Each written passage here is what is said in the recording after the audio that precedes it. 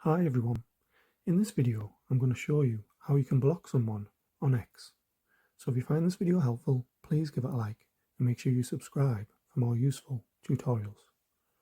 So all you need to do is open up X, and then if you're on your home feed and you find somebody that you want to block, just click on the three dots on the right hand side and you should get the option to block on there. So you just want to tap on there, and this will just let you know they will be able to see your public posts but will no longer be able to engage with them.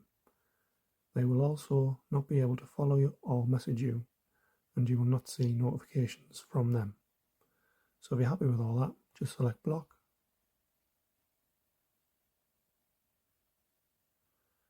And then you can see at the bottom you've blocked that account.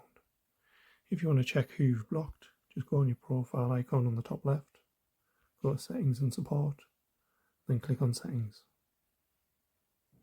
Then click on privacy and safety, and then it should say mute and block. So you want to tap on there, and then click on blocked accounts. And that'll bring up all the accounts that you've blocked.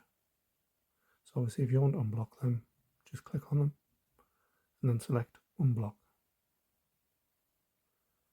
So that's how you can block accounts on X. Thanks for watching.